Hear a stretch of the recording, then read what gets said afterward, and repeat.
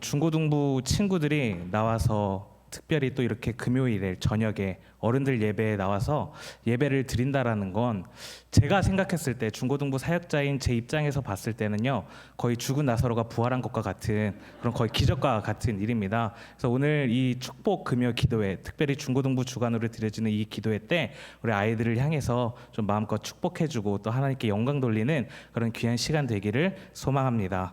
혹시 부부의 세계라는 드라마를 아십니까? 저는 물론 그 드라마를 보진 않았지만 원체 화제가 되고 이슈되었던 드라마다 보니까 아마 제목쯤은 다들 한번 들어보셨을 거라 생각이 됩니다.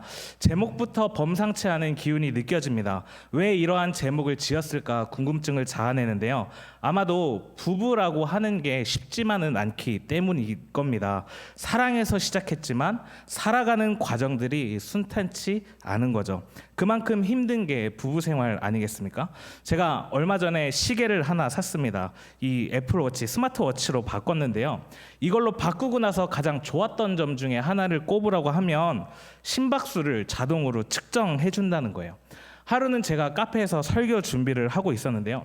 시계에서 막 엄청 진동이 막 오는 거예요. 지금 심장 박동수가 막 너무 빠르다. 안정을 취해라. 그러면서 막 진동이 오는 거예요. 그래서 보니까 한 140 정도 이렇게 뛰고 있더라고요. 그래서 하나님 말씀 때문인가 카페인 때문인가 약간 이렇게 좀 고민이 됐었는데요. 대수롭지 않게 넘어갔습니다. 그리고 또 설교 준비를 하러 또 며칠 뒤에 또 카페를 갔었는데요. 시계에서 또 진동이 막 오는 거예요. 이번엔 한 180 이 정도로 뛰더라고요.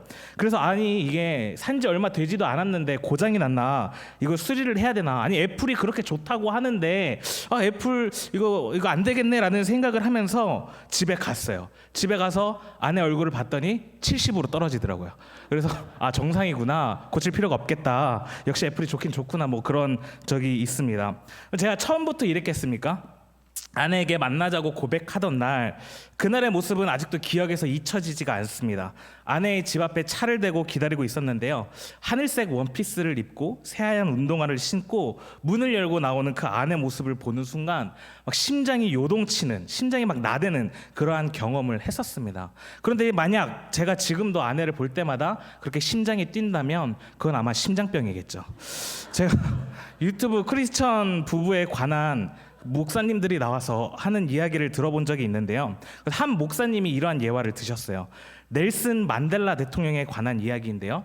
남아프리카 공화국 최초의 흑인 대통령이자 흑인 인권 운동가로서 세계 인권 운동의 굉장히 상징적인 인물이 넬슨 만델라 대통령입니다. 이분이 이제 27년 동안 감옥에서 수감돼 있으면서 온갖 매질과 고문을요 매번 겪었고요. 남아공의 40도가 웃도는 그 사막에서 노역을 27년 동안 견뎌냈던 사람이 넬슨 만델라입니다. 그것보다 더 위대한 건 이러한 모든 과정들을 다 겪었음에도 불구하고 이 노역을 마치고 감옥 생활을 끝마치고 밖으로 나왔을 때 화해와 중재위원회를 만들어서 자신의 원수들을 모두 용서했던 사람이 넬슨 만델라 대통령이었습니다. 그런데 이 넬슨 만델라도 안 됐던 게 한 가지 있었습니다. 그게 뭐냐 하면 감옥에서 나오자마자 6개월 만에 이혼을 해요.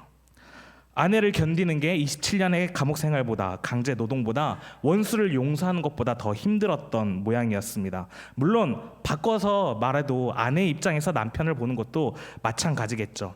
그런 것 같아요. 사랑은 언제나 고통을 수반합니다. 그렇기 때문에 또 사랑이 참 우리에게 필요한 거 아니겠습니까?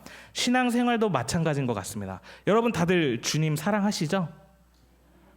사랑하시죠? 네, 사랑하시기 때문에 아마 금요일 이 늦은 시간에 함께 모여서 예배 드리고 또 참석하는 거 아니겠습니까? 하지만 우리가 주님을 사랑하기 때문에 앞서 말씀드렸다시피 우리에게는요 고통이 따를 수밖에 없습니다. 그 모습을 제일 잘 보여주는 본문이 아마 오늘 본문이라고 생각합니다. 여러분, 신약 성경에 등장하는 사도 바울의 첫 모습을 기억하십니까? 당대 최고의 권력을 가지고 있던 로마의 시민이었습니다. 또한 당대 최고의 학자였던 가말리엘이라고 하는 사람의 수제자였습니다. 혈통적으로는요 베냐민 지파의 사람이었어요. 너무나도 잘난 사람이었습니다. 그런데 그랬던 그가 예수님을 만나고 인생이 변합니다. 그런데 문제는 그 변한 인생이 순탄치 않았다라는 거예요. 잘 나가던 사도 바울이 예수를 만난 뒤에 모진 매질을 맞기도 하고요, 사람들을 피해 도망다니기도 하고요, 감옥에 갇히기도 하고 숱한 고통과 고난을 받게 됩니다. 아마 사도 바울이 받았던 고난 중에 가장 최고의 방점을 찍으라면 바로 오늘 본문의 내용이 아닐까 생각이 되는데요. 바울이요, 유대인들에 의해서 이단으로 규정받고 고발당하게 되고 감옥으로 갇히게 됩니다. 그리고 자신의 무죄를 증명하기 위해서 로마에서 재판을 받고자 이제 로마로 향하게 되는 겁니다. 당연히 감옥에 갇혀 있던 사람 혼자 로마로 가게 내버려 두지는 않았겠죠. 직접 로마로 가는 배가 없어서 이제 호송하는 배를 타고 이동을 하게 되는데요. 여러 번의 배를 갈아탄 끝에 미양이라는 곳에 이르렀을 때 문제가 하나 발생하게 됩니다. 자, 이제 가려고 보니까요, 바람이 막 심상치 않게 부는 거예요. 그런데 이 바람이 불 때 이때 당시에는 뭐 일기예보가 정확하게 있는 것도 아니다 보니까 어떠한 이런 정확한 정보가 없어서 사람들의 말에 의지를 했었어야 됩니다. 그런데 그 심상치 않은 바람을 보고 항의하는 것을 누가 반대를 하느냐? 정말 말도 안 되게 죄수였던 바울이 지금 가면 큰 손해를 볼 거라고 이야기를 합니다. 큰일 날 거라고 이야기를 해요. 어떻게 됐을까요? 사람들이 그 말을 들었을까요? 아니요, 무시하는 거예요. 뭐 좀 괜찮게 옷을 입고 있거나 아니면 좀 지기가 괜찮은 사람이거나 또는 이 좀 명망 있는 사람이 지금 바람 좀 위험합니다, 지금 가면 큰일 날 거예요, 그러니까 여기쯤에서 항해를 멈추시지요 라고 말했다면 아마 사람들 그 말을 들었을 거예요. 그런데 지금 누가 이야기하는 거예요? 죄인이 이야기하는 거예요. 이 수갑을 차고 있는, 발에 착고를 차고 있는 죄수가 항해하지 말라고 이야기를 하는 겁니다. 여러분, 이 배 위에는요, 명확하게 뭐가 있었을까요? 포지션이 있었습니다. 배를 운행하는 선장과 선원들이 있었을 거고요, 배의 소유주인 선주도 있었을 거고요, 책임지는 백부장도 있었을 거고, 그 밑에 군인들도 있었을 거고, 가장 말단에는 누가 있느냐? 죄수들이 있는 거죠. 세상이 정해놓은 기준에 따르면 사도 바울은요, 입도 뻥끗해서는 안 되는 사람입니다. 말을 걸어서도 걸 수도 없는 죄수의 신분이었다라는 거죠. 그러다 보니까 이 사도 바울이 항해를 하지 말자고 이야기를 했을 때 당연히 그 의견은 묵살되었고 항해는 계속되어지게 됩니다. 그런데 정말로 이 사도 바울의 말처럼 항해를 하면 안 되는 상황이 벌어지게 되는 겁니다. 유라굴로라고 하는 광풍이 불기 시작하는데 이게 엄청 무섭게 불기 시작하는 거예요. 여러분, 그런 풍랑이 한 번만 30분만 몰아쳐도 너무나도 힘든데 이게 언제까지 지속되느냐? 14일 동안 거침없이 부는 거예요. 그래서 20절을 살펴보니까요, 이렇게 나와 있습니다. 여러 날 동안 해도 별도 보이지 아니하고 큰 풍랑이 그대로 있음에 구원의 여망마저 없어졌더라. 여러분, 인생을 살다가 이 20절과 같은 순간을 만날 때가 참 너무나도 많이 있습니다. 해도 별도 그 아무것도 보이지 않고 그저 일렁이는 풍랑만 보이는, 끝나지 않을 것 같은 두려움이 우리의 마음을 엄습할 때가 분명히 있습니다. 그런 때가 찾아오면 참 굉장히 어려워요.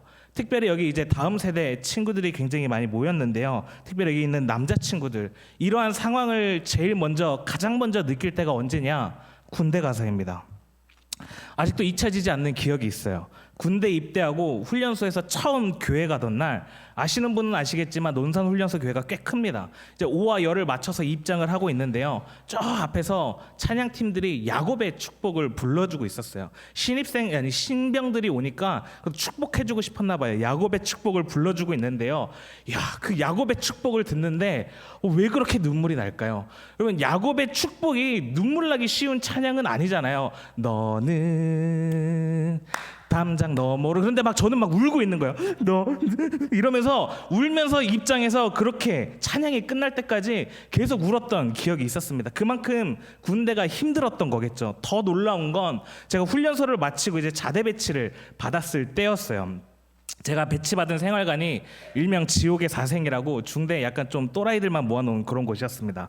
이제 거기에 막내로 들어가게 됐는데요, 일단 시작부터가 문제였습니다. 종교가 기독교에서 교회 가야 되는데 제 맞선님도 종교가 기독교였던 거예요. 그분도 지금 이제 목사님이 되셨는데요. 생활관 막내 2명이 교회 가겠다고 주말에 빠지는 겁니다. 여러분 제가 아까 말씀드렸잖아요. 저희 또라이들만 모아놓은 곳이라고. 막내 2명이 교회가 있는 동안 작업할 거리가 생기면 한참 선임들이 나가게 되는 거예요. 그러니까 이제 이 선임들이 어떻게 하느냐, 교회에 못 가게 하는 겁니다. 갈 거면 둘이 번갈아 가면서 가라. 그렇게 강제로 교회 못 가게 돼요. 그러다가 교회를 딱 가잖아요. 그럼 진짜 막 은혜가 막 엄청 쏟아져요. 막 찬양 가사 한 줄 한 줄이 가슴에 비수처럼 날아와서 꽂히고, 목사님 막 설교하시는데 그게 막 말씀을 잘하시는 분은 아니셨음에도 불구하고 막 그 말씀들이 귀에 꽂히는 거예요. 거기에다가 교회에 좋았던 점이 뭔지 아세요? 간식을 줍니다. 그렇게 간식을 나눠주는데 간식이 초코파이였거든요. 근데 목사님이 그러시는 거예요. 민혁 씨, 민간인 목사님이셨거든요. 민혁 씨, 신학가라고 했지? 고생이 많아. 그러면서 이거 먹고 힘내면서 초코파이를 하나 더 주시는 거예요. 그때 제가 느꼈잖아요. 신학과 들어와서 잘됐다. 신학과 들어와서 가장 뿌듯했던 순간이었습니다. 여러분 지금 이렇게 웃고 계시지만 여러분 나중에 여러분이 당할 일이에요. 여러분의 미래입니다. 신학과 꼭 가세요. 가셔서 초코파이 하나 더 받으실 수 있습니다. 근데 문제는 이제 교회에 마쳤으니까 바로 생활관으로 돌아가야 되잖아요. 이걸 먹고 갈 수가 없는 거예요. 주머니에 넣고 돌아왔는데 선임들 보는 앞에서 이걸 뜯어서 먹을 수도 없고 먹을 기회가 없는 거예요. 그래서 막 눈치를 보면서 이거 어떻게 해야 되지 막 그러고 있었는데 도저히 안 되겠다 싶어서 화장실을 갔어요. 화장실 변기에 앉아서 이 초코파이를 먹는데요. 그냥 이렇게 뜯으면 또 안 돼요. 왜냐하면 이 초코파이 껍질이 비닐로 되어 있잖아요. 이 비닐 잘못하다가 부스럭 소리가 나고 옆 칸에 누구라도 있으면 뭐야 누가 화장실에서 뭐 먹어 그러는 순간 이제 바로 이제 구타와 이런 것들이 실행이 되는 거거든요. 그러니까 막 이렇게 조심조심 초코파이를 뜯어서 초코파이 한 입 딱 베어 무는데 눈물이 나는 거예요. 도대체 내가 왜 이렇게 초코파이를 먹어야 되지? 기껏 초코파이 하나인데. 그러면서 아직 이등병인 그 신분에 저녁 날은 보이지도 않고 까마득해가지고 정말 이 말씀처럼 해도 별도 보이지 않는 그러한 상황이 저를 엄습해 왔다는 거죠. 분명 아까 교회 갔을 때까지만 해도 너무 좋았어요. 막 감격스럽고 흥분되고 은혜 받고 그랬는데 교회 갔다 온 지 1시간도 채 되지 않아서 현실의 답답함에 은혜의 열기가 묻혀버리는 거예요. 그리고 아직 이등병인 제 모습을 되돌아보면서 이 시간이 언제 끝나지 않을 것 같은 이 시간에 대한 두려움이 엄습한다라는 거죠. 어쩌면 우리 역시도 매주 교회에 나오고 은혜를 받지만 살아가는 그 일련의 과정들 속에서 오늘 우리가 읽었던 20절의 말씀처럼 해도 별도 보이지 않는 이 상황이 끝나지 않을 것처럼 보일 때가 너무나도 많이 있습니다. 왜 주실까요? 왜 이런 어려움 주실까요? 왜냐하면 그래야 우리가 우리를 알게 되기 때문입니다. 내 마음대로 항해할 것 같은 바다인데 그 바다에서 풍랑을 통해서 인생에 일어나는 수많은 예기치 않은 그러한 풍랑들을 통해서 우리는 알게 되는 거예요. 내가 그렇게 완벽한 존재가 아니라는 사실을. 그리고 내가 너무나도 연약한 존재라는 것을 깨닫게 되는 거죠. 그러니까 사도 바울이 뭐라고 고백해요? 23절과 24절입니다. 23절 제가 읽어드리겠습니다. 내가 속한 바 내가 섬기는 하나님의 사자가 어젯밤에 내 곁에 서서 말하되 바울아 두려워하지 말라. 네가 가이사 앞에 서야 하겠고 또 하나님께서 너와 함께 항해하는 자를 다 내게 주셨다 하였으니. 사도 바울의 이 멋진 말을 한번 보십시오. 23절입니다. 내가 속한 바 곧 내가 섬기는 하나님의 사자가 어젯밤 내 곁에 서서 말하되 풍랑으로 인하여서 두려움이 있고 죽을지도 모를 것 같다는 그러한 불안함과 염려가 내 곁에 있지만 사도 바울이 뭐라고 고백해요? 그러한 불안과 두려움에 속한 것이 아니라 내가 속한 바 곧 내가 섬기는 하나님의 사자가 말하되. 서두에서 말씀드렸지만요, 사도 바울은요 당대 최고의 권력을 자랑하는 로마의 시민권자였어요. 그러니까 이렇게 이야기할 수 있었습니다. 내가 로마의 시민권자로서 이야기를 하는데 라고 충분히 이야기할 수 있었어요. 또한 사도 바울은요 가말리엘이라고 하는 학식이 아주 뛰어난 사람의 수제자였습니다. 그러니까 이렇게 이야기할 수 있어요. 내가 지금까지 공부하고 내가 겪어온 바를 토대로 이야기하건대 충분히 이렇게 이야기할 수 있었어요. 근데 사도 바울이 뭐라고 고백해요? 내가 속한 바 곧 내가 섬기는 하나님의 사자가. 하나님께 속했다는 겁니다. 여러분들은 어디에 속하셨습니까? 여러분들은 어디에 소속되셨습니까? 어디에 붙들려 있습니까? 여러분들이 고난당하고 어려움 당하고 환난을 당하고 어디로 가야 될지 잘 모르겠고 혼란스럽고 짜증나고 고통스러운 그 순간에 여러분들은 어떠한 것에 소속되어져서 그 상황들을 경험하고 계십니까? 사도 바울이 바다의 풍랑을 통해서 죽을 것 같은 그 위기의 순간에서 하나님께 속한 사람으로서 하나님의 위로와 하나님의 뜻을 발견하게 되는 거죠. 그때 놀라운 일이 벌어지기 시작합니다. 보세요.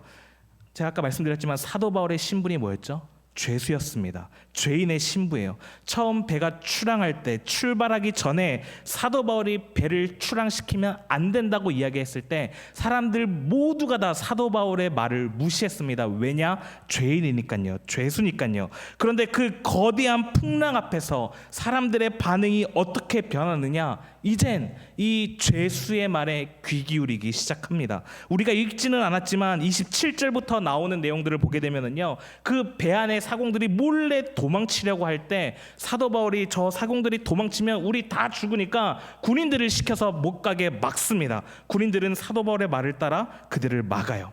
그리고 또 사도 바울이 하나님이 이제는 우리를 구원하실 것이니 우리 같이 식사합시다라고 이야기했을 때 모든 사람들이 안심하고 식사하기 시작합니다. 한낱 죄수의 말에 사람들이 듣기 시작하는 겁니다. 그리고 하나님께 속했던 그 죄수의 말을 통하여서 사람들이 하나님의 구원을 경험하게 되는 장면이 바로 오늘 본문입니다. 그럼 이게 말이 된다고 생각하십니까? 아무리 죽기 직전의 상황이라도 그렇지 죄수의 말을 듣는다라는 건 결코 쉬운 일이 아닙니다. 어떻게 그럴 수 있을까요? 정말 말도 안 되는 이야기예요. 왜냐하면 하나님은요, 세상이 정해놓은 기준에 맞추어지시는 분이 아니기 때문입니다. 그렇기 때문에 하나님의 일은 하나님의 방식대로 해 나가신다라는 거예요. 만약 하나님이 일 잘할 것 같은 사람들만 데리고 일하신다면 저는 이 자리에 서서 말할 자격도 없고 설교할 자격도 없고 저는 전도사 하면 안 돼요. 제가 전에 사역하던 교회에 이제 거기도 이제 유튜브 채널을 운영을 하게 되는데 거기를 보시면 제 설교 영상이 하나도 없습니다. 왜냐하면 제가 다 지웠어요. 왜 그러냐면 거기 영상을 보시면요, 좋으면 좋아요, 싫으면 싫어요라고 이렇게 누르는 것들이 있습니다. 그런데 누가 제 설교에 싫어요를 누른 거예요. 그날 엄청 충격을 받았습니다. 아니, 설교가 듣기 싫으면 그냥 뒤로 가기 눌러서 다른 설교를 들으면 되잖아요. 그런데 굳이 제 설교 찾아와서 거기에다가 싫어요를 눌렀다라는 게 저는 도저히 이해도 되지 않고 너무 충격을 받은 거예요. 제가 정말 밤을 새가면서 준비했던 그 설교인데 그래서 너무 충격받아서 설교 다 지워버렸어요. 그런데 한 집사님이 저한테 묻더라고요. 전도사님, 전도사님 왜 설교 유튜브에 왜 안 올리세요? 라고 물으시더라고요. 그런데 그 싫어요 누른 사람으로 추정되는 사람이 이 집사님 아들이었거든요. 그래서 집사님 아들 때문에 제가 설교 영상 다 지웠습니다 라고 차마 이야기를 할 수도 없고 참 난감하더라고요. 제가 그렇게 멘탈이 너무나도 좋지 못해요. 그런데 저 같은 사람 솔직히 하나님이랑 같이 일할 수 없거든요. 그런데 그럼에도 불구하고 저한테는 어떠한 확신이 있느냐? 하나님께서는요, 내가 일을 잘하기 때문에 내가 일 잘할 것 같아서 부른 게 아니라는 거예요. 만약 일 잘할 것 같은 사람 부를 것 같으면 차라리 뭐 서울대 나오거나 해외 유학 갔다 왔거나 경력직으로다가 일 잘하는 사람들 널렸거든요. 차라리 그런 사람들 뽑는 게 하나님이 일하시기에도 훨씬 더 편하단 말이에요. 그게 별 문제 없단 말이에요. 그런데 오늘 본문을 보니까요, 죄수의 신분인 사도 바울을 통해서 하나님의 구원을 드러내고 있단 말이에요. 여러분, 하나님은요, 우리의 연약함을 통해서 하나님의 전능하심을 드러내신다라는 그 사실을 기억하시기를 바라겠습니다. 그게 하나님의 놀라운 특징이죠. 우리가 잘났기 때문에 선택된 것이 아니라 가장 연약하기 때문에, 가장 미약하기 때문에 선택된 거예요. 그렇기 때문에 내 힘으로는 할 수 없지만 우리를 붙잡아 주시는 하나님의 긍휼이 있다는 거, 그 소망이 있다는 거, 당장에 나한테 무언가가 없다 할지라도 내 주머니를 뒤져봐도 지갑을 뒤져봐도 돈 몇 푼 안 나오지만 그렇다 할지라도 하나님이 내 아버지 되신 것보다 더 크고 위대한 위로가 어디 있겠냐라는 거죠. 그러니까 사도 바울은요, 죄수의 신분이지만 당당하게 나는 하나님께 속한 사람이라고 사람들을 향해서 이야기할 수 있었던 것입니다. 여러분, 너무나도 멋있지 않나요? 아름답지 않나요? 내가 속한 바, 나는 하나님께 속한 사람이다. 그런데 이 하나님께 속한 사람들이 어떠한 사람들인지 아세요? 다른 사람들이요, 돈이 다 최고라고 외칠 때 예수 그리스도가 최고라고 외친 자, 다른 사람들이 좋은 대학 가기 위해서 수고할 때 예수 그리스도를 위해서 헌신하는 자, 다른 사람들이 친구가 최고라고 외칠 때 예수 그리스도와 친구가 되는 자, 세상이 술에 취해 있을 때 예수 그리스도에 취해 있는 사람, 세상은 이러한 사람들을 아싸, 찐따, 바보라고 이야기합니다. 믿음을 지킨다라는 게 결코 쉬운 일이 아니에요. 이 세상을 살아가면서 믿음으로 겨우겨우 한 걸음 걷고 있는데 다른 사람들을 보잖아요. 막 10걸음, 20걸음 훨씬 앞서가는 것 같아요. 그때마다 어떨까요? 막 열받죠. 힘들죠. 내가 믿음으로 살았노라고 당당하게 무언가 내놓고 싶은데 내놓을 게 아무것도 없어요. 내가 예수 그리스도를 위해서 살겠노라고 발버둥 치지만 오히려 세상으로부터 배척당하고 버림받아서 남은 자들이 되어버리는 게 우리의 현실이라는 거죠. 어쩌면 그러한 우리의 모습이 세상 사람들이 바라보기에는요, 미친놈일 수 있어요. 죄수가 뭐 저리 당당하냐고 손가락질할 수 있습니다. 가진 것도 없는데 너 뭐가 그렇게 당당하냐고, 예수 믿어서 그런 거라고 조롱당할 수 있어요. 그런데 딱 한 가지 이 사실을 기억하셨으면 좋겠습니다. 사도 바울이 이야기합니다. 24절 25절입니다. 제가 읽어드리겠습니다. 바울아, 두려워하지 말라. 네가 가이사 앞에 서야 하겠고 또 하나님께서 너와 함께 항해하는 자를 다 내게 주셨다 하였으니 그러므로 여러분이여 안심하라. 나는 내게 말씀하신 그대로 되리라고 하나님을 믿노라.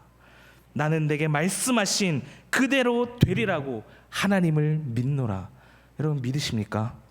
하나님의 말씀이 이루어진다라는 그 사실 진짜 믿으십니까? 그렇다면 오늘 본문에서 일어난 진짜 기적은 뭘까요?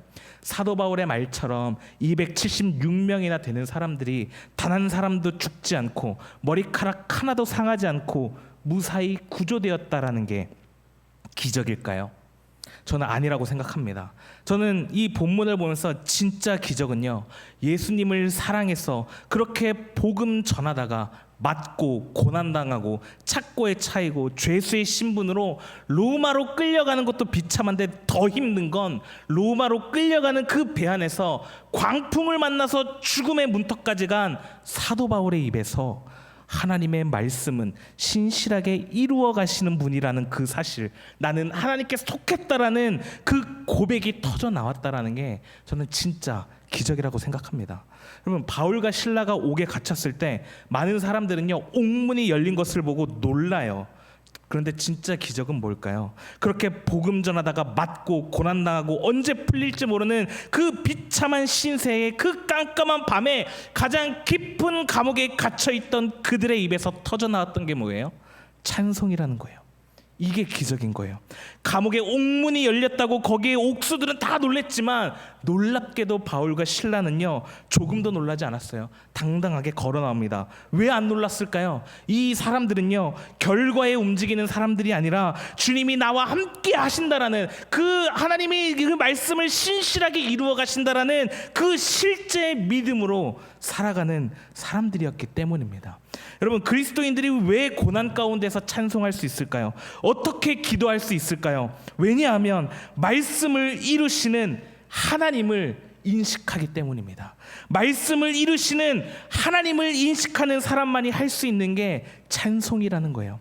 진짜 신앙은요, 말씀을 이루시는 그 하나님이 나와 함께 하신다라는 걸 인식하는 겁니다. 그런데 우리는 자꾸만 다른 것으로 하나님을 인식하려고 한단 말이에요.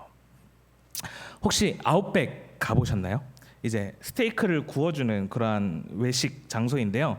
뭐 스테이크만 먹을 수 없으니까 파스타랑 뭐 샐러드 이런 것들을 곁들여서 먹는 곳입니다. 제가 20살이 넘어서 아웃백이라는 곳을 처음 가봤어요. 그것도 누가 사준다 그래서 이제 따라간 거죠. 뭐 가봤어야 알죠. 갔더니 막 말을 막 엄청 많이 하더라고요. 뭘 어떻게 해드릴까요? 이거는 뭐 어떻게 갖다 드릴까요? 그냥 좀 알아서 갖다 주면 좋은데 막 귀찮게 막 이거 어떻게 해야 할까 그러면서 또 고기는 또 어떻게 구워드릴까요? 뭐 삼겹살밖에 안 구워봤으니까, 뭐 소고기 못 먹어봤으니까 뭐 어떻게 구워야 되는지 모르는 거죠. 그런데 거길 가면은요, 딱 처음 나오는 게 있습니다. 그게 뭐냐 하면 빵이에요. 근데 빵이 너무 맛있는 거예요. 이 빵 하나를 가지고 이제 같이 간 사람끼리 그걸 이제 나눠 먹는 건데, 저를 보시면 아시겠지만 모자르잖아요.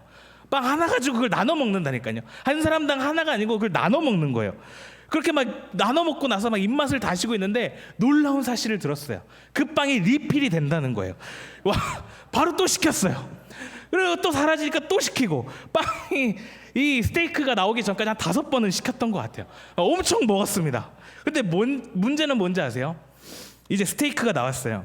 근데 스테이크가 나왔을 때 이미 빵으로 배가 다 찬 거예요. 그러니까 스테이크 맛을 제대로 느낄 수 있었을까요? 못 느끼는 겁니다. 비슷한 게, 예수님이 어떤 사람을 보고 너 믿음이 정말 대단하다라고 칭찬하신 사람이 한 사람이 있습니다. 그게 누구냐면요, 어떤 여자인데요, 과부예요. 자기 애가 다 죽어가고 있는 거예요. 그래서 이 여자가 예수님께 찾아와서, 다윗의 자손 예수여, 제발 우리 아이 좀 불쌍히 여겨달라고, 내 아이를 살려달라고, 고쳐달라고 이야기를 한 겁니다. 그때 예수님이 식사를 하고 계셨는데요, 그때 예수님이 진짜 험한 말을 하셨어요. 평소 예수님답지 않은 그런 말씀을 하시는데 뭐라고 말씀하시냐면, 자녀들의 상에 있는 떡을 들어서 개들에게 던짐이 마땅치 않다. 이 여자 보고 지금 개라고 이야기를 한 겁니다. 넌 개야. 개 취급을 한 거예요. 근데 이 여자가 기가 막힌 말을 합니다. 뭐라고 말하냐니까, 제가 떡을 달라고 했습니까? 개들도 주인 상에서 떨어지는 부스러기를 먹습니다. 예수님께서 말할 때 이 떡은 뭘까요? 하나님의 말씀을 의미하겠죠. 부스러기는 뭘까요? 자신의 아이가 고쳐지는 기적입니다. 이 여자는 이렇게 말하는 거예요. 제가 어떻게 감히 그 귀한 하나님의 말씀을 달라고 하겠습니까? 저는 거기에서 떨어지는 그 부스러기가 필요합니다. 여러분, 이 여인은 무엇을 분별할 줄 알았죠? 진짜 중요한 하나님의 말씀과 부스러기를 분별할 줄 알았어요. 자신의 아이가 고쳐지는 그 기적을 한낱 부스러기로 볼 줄 알았다라는 거예요. 여러분, 진짜 떡을 원하세요? 부스러기를 원하세요? 스테이크를 원하세요? 빵을 원하세요? 빵. 계속 빵, 빵, 빵, 빵. 그러다가 또 빵 터져버리는 그런 인생 살고 싶으세요? 우리의 문제는 뭐냐 하면, 스테이크를 잊어버리고 빵으로 살아가는 사람들이 너무나도 많다는 거예요. 기억하셔야 합니다. 하나님께서 나오는 한낱 부스러기에 불과하다라는 것을. 진짜 중요한 하나님의 그 말씀이 뭐라고 이야기합니까? 요한복음 3장 16절에 이렇게 이야기를 합니다. 하나님이 세상을 이처럼 사랑하사 독생자를 주셨으니 이는 그를 믿는 자마다 멸망하지 않고 영생을 얻게 하려 하심이라. 하나님이 세상을 사랑하셔서 뭘 주셨다고요? 독생자를 주셨다고요. 하나님이 여러분을 사랑하셔서 뭘 주셨다고요? 독생자를 주셨다고요. 하나님이 여러분을 사랑하셔서 돈을 주신 게 아닙니다. 하나님이 여러분을 사랑해서 좋은 성적을 주신 게 아니에요. 하나님이 여러분을 사랑하셔서 만사 형통을 주신 게 아니에요. 하나님이 여러분을 사랑하셔서 독생자를 주셨다고요. 그런데 우리는 이 말씀에 감동하지 않아요. 하나님의 이 놀라운 사랑에 감동하지 않아요. 그저 한낱 부스러기만 쫓아다니는 우리의 인생을 되돌아보게 되는 거죠. 자꾸만 그 부스러기로 하나님의 사랑을 확인하려고 한단 말이죠. 하나님의 진짜 사랑은 독생자로 나타났다라는 그 사실을 꼭 기억하시기를 바라겠습니다. 여러분, 진짜 기적은요, 바울이, 죄수였던 바울이 구원의 여망마저 없는 상황 속에서 자신을 로마의 시민권자로서 권리를 내세우는 것이 아니라, 가말리엘의 수제자로서 학식을 내세웠던 것이 아니라, 베냐민 지파의 한 사람으로서 전통을 내세웠던 것이 아니라, 하나님의 사랑에 감동하여서 내가 속한 바 곧 내가 섬기는 하나님이라고 고백했던 거예요. 구원의 여망마저 없는 그 상황 속에서 멸망하지 않고 영생을 얻게 하신다라는 그 말씀을 믿고 신뢰했다라는 게 진짜 기적이란 말이죠. 죄수였던 사도 바울이 세상의 질서로는 발언권조차도 얻을 수 없으며 나설 수도 없는 위치의 죄수이지만 하나님께서 이 상황 가운데서 새로운 질서를 만들어 가시는 거예요. 여러분, 우리가 항해하는 이 세상이라는 바다는요, 끊임없이 우리를 향하여서 포지션을 나눌 겁니다. 어느 대학 나왔어? 너의 학점은 몇 점이지? 어디 직장 다녀? 얼마 벌어? 어떤 집에 살아? 우리의 등급을 매기고 내가 가지고 있는 실력, 그 기술들을 자본화시키지 못하면 도태되어 버리는 세대 속에서 우리는 살아가고 있습니다. 문제는 오늘을 살아가는 수많은 그리스도인들이 이 세대의 풍조와 영향력을 받는 데 있다라는 거죠. 그러다 보니 그리스도인의 선한 영향력을 세상에 펼치는 것이 아니라 오히려 세상의 풍조가 교회 안으로 들어와 물들까봐 겁이 나는 그러한 상황에 이르게 되었습니다. 그러나 사도행전 27장의 사도 바울은 달랐습니다. 세상이 정해놓은 사도 바울의 모습은 비록 죄인의 신분이었지만 하나님께 속한 사람이라고 고백했던 사도 바울은 하나님께서 새롭게 만드신 질서 가운데 자신의 신분의 벽을 뛰어넘어 사람들에게 막대한 영향력을 끼치는 모습을 오늘 본문을 통해서 살펴볼 수 있습니다. 저는 이 모습이 오늘을 살아가는 우리 현대 그리스도인들의 모습이 되어야 한다고 생각합니다. 각자가 처한 상황과 위치와 환경이 각각 다르지만 낮은 자리에 서든지 높은 자리에 서든지 우리가 해야 할 일은 단 한 가지입니다.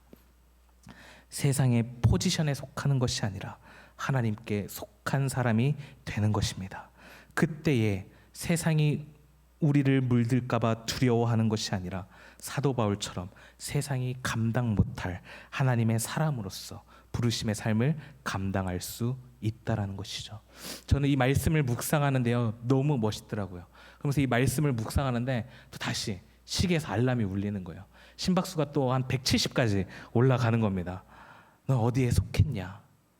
어디에 속했냐? 여러분 어디에 속하셨습니까? 돈에 속하셨습니까? 직장에 속하셨습니까? 잘 될 것이라는 전망과 아니면 불안과 염려에 속하셔서 살아가십니까? 특별히 여기 있는 우리 다음 세대들, 어쩌면 여러분들이 학교에 소속되어서 살아간다고 생각할 수 있습니다. 아니면 내가 만나는 친구들의 그룹에 소속되었다고 생각할 수 있어요. 그러나 거기에 속하여서는 절대 우리의 인생은 변하지 않습니다.